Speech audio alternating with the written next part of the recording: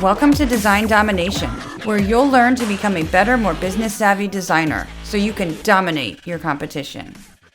Hi, and thanks for tuning in. I'm Colleen Grotzer, and in this episode of Design Domination, I'm talking about how your designs could be solving problems or causing problems.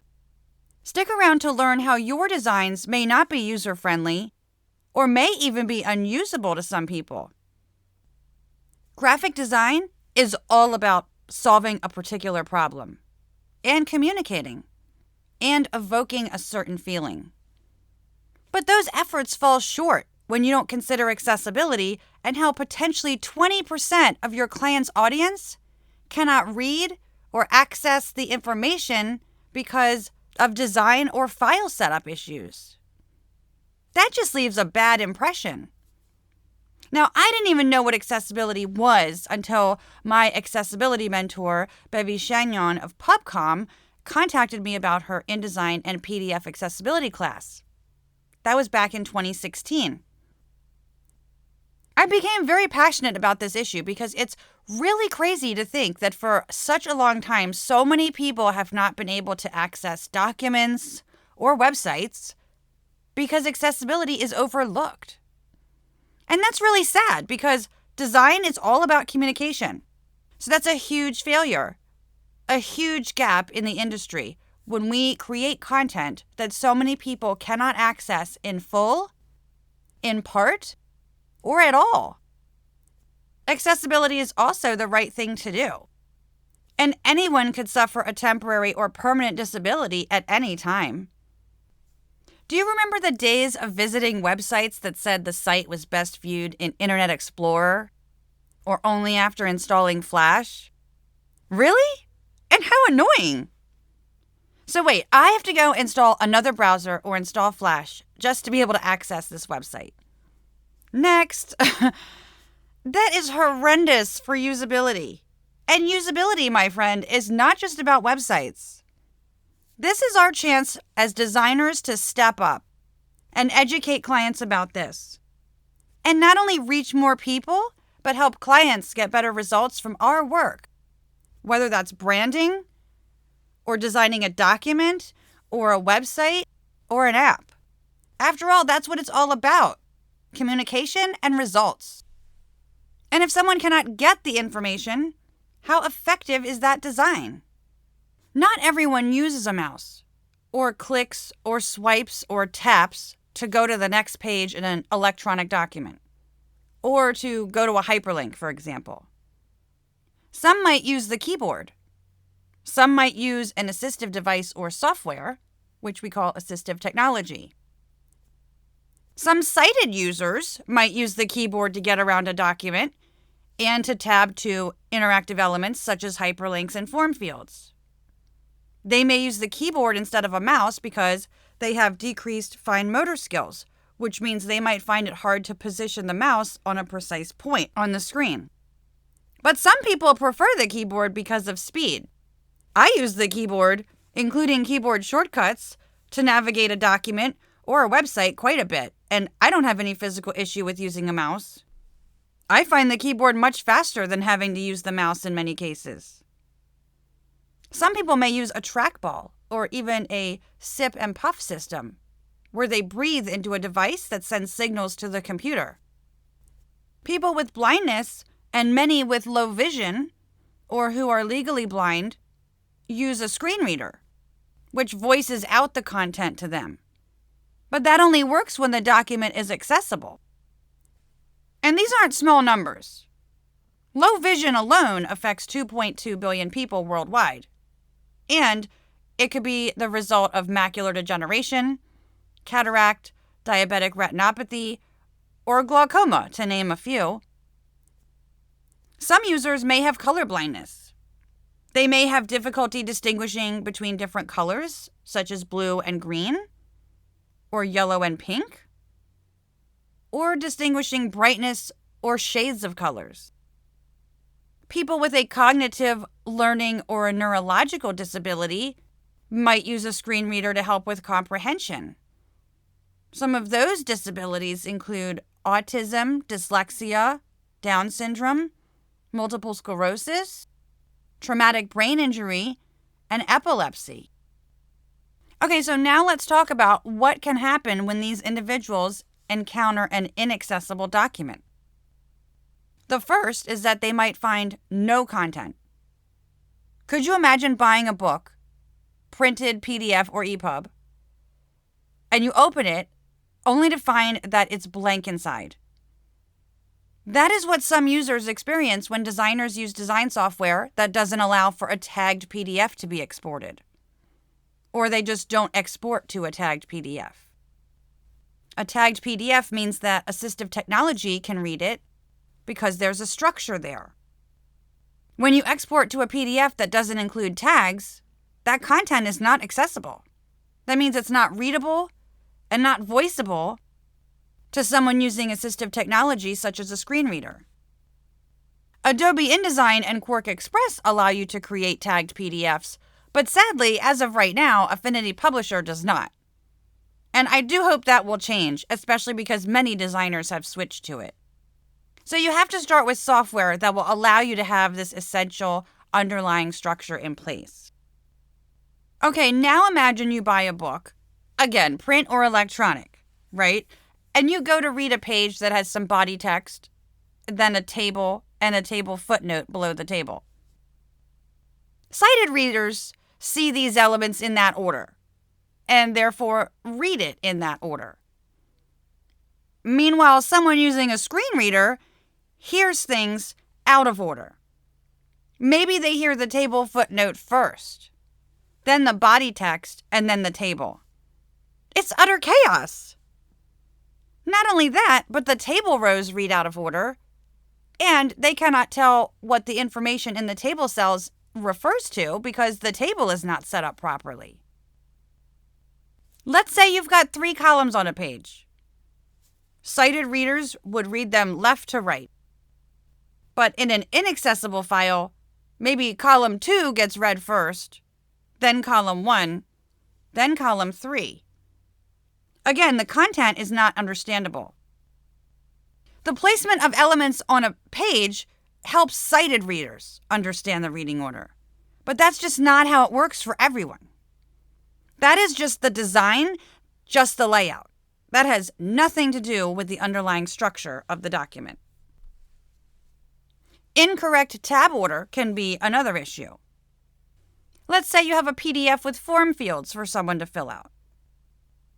Imagine how confusing it would be if you were to use the tab key to tab to the various form fields, and they tab in the wrong order, say from the first one to the third one, and then to the 10th one.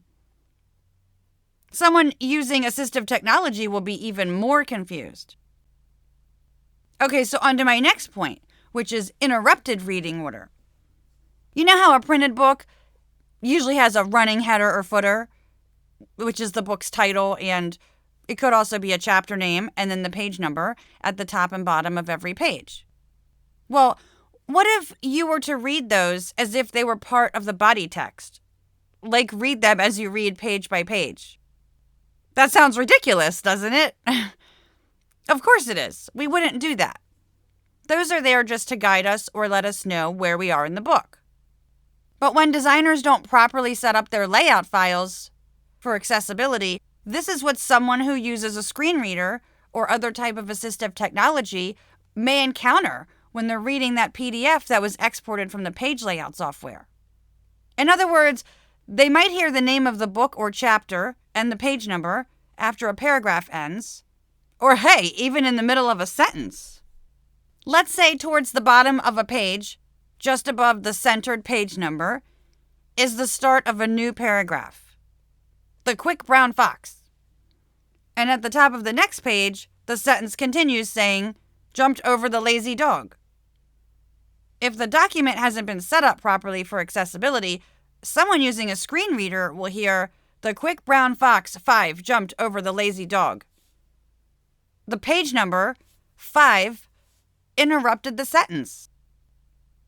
Now let's say you're reading a publication, again, print or electronic, where the design includes some decorative borders between different sections.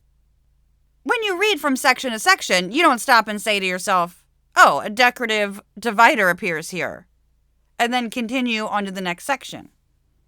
Of course not. You don't read it at all. You don't pay any attention to it. And why not? Because it's decorative. In fact, it doesn't even matter if it's there on the page or not, because you can still understand the content on the page without it. But when you create electronic documents and don't address these types of design elements properly, then they might get described by the assistive technology that someone might be using. In other words, they might interfere. Here's another scenario. You know how a lot of publications have a table of contents? It makes it easy to find what you're looking for, whether it's a printed book and you just need to flip to that page, or it's an electronic publication with a clickable, hyperlinked table of contents. But when there is no table of contents, or there is one, but it hasn't been set up properly in the electronic document, then someone using assistive technology may not be able to find what they're looking for, or they may have a difficult time doing so. Also, sighted readers are able to visually scan the headings in a document or a publication and skip to where they want to go quickly. Readers with low vision, though, may have trouble with this if there isn't sufficient contrast between the text and the background. People with blindness or those with low vision who use a screen reader may be unable to tell what's a main heading, a chapter heading, a section heading, or subheadings, and how they fit into the overall hierarchy of the document. Are they now in a new chapter, a new section, or the same one they were just in? People with a cognitive, learning, or neurological disability who use a screen reader will also benefit from the proper setup. We might end up with unreadable content. If the contrast between the foreground and the background of any informational content, text, headings, sidebars, etc., if that's not sufficient, then readers with low vision, heck, even some fully sighted users, may be unable to read it. I mean, I just recently came across some PDFs that used white text on a yellow background. No joke. And white on a light blue background. I've also seen instances of a dark gray used on a burgundy too. Totally illegible. You might have a document that has a pie chart.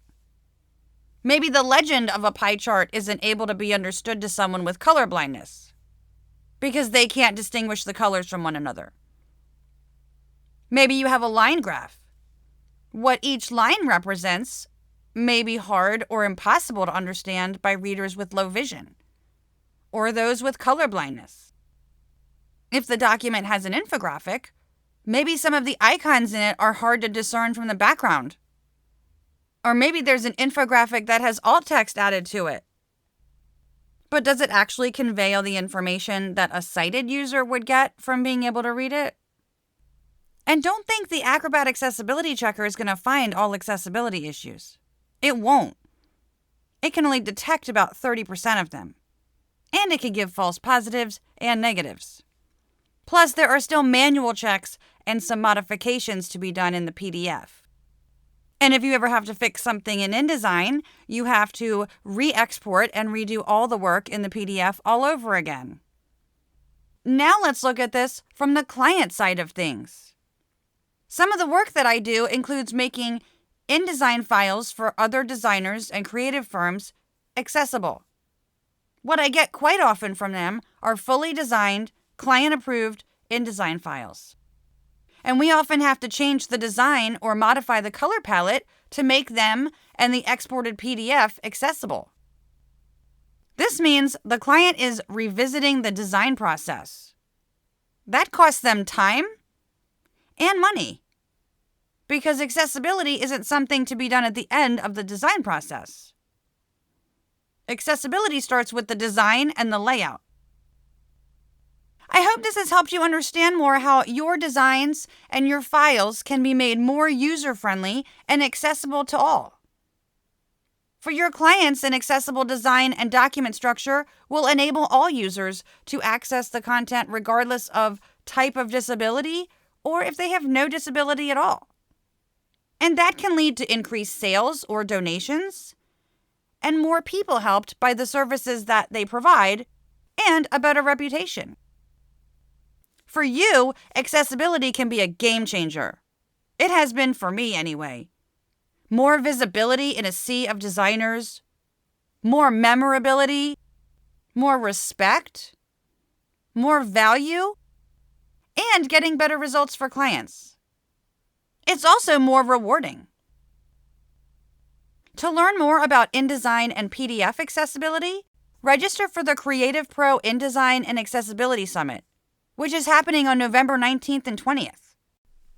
I'll be presenting along with 6 other accessibility experts, including my accessibility mentor, who has 30 years of experience in accessibility and is on the International Accessibility Standards Committee.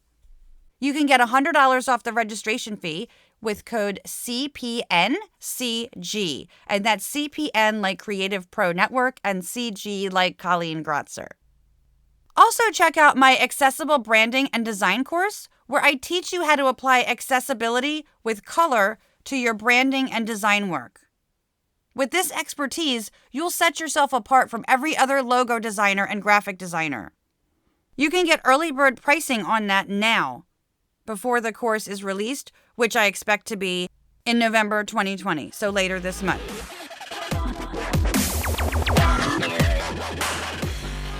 Do you want to get more respect and command higher rates?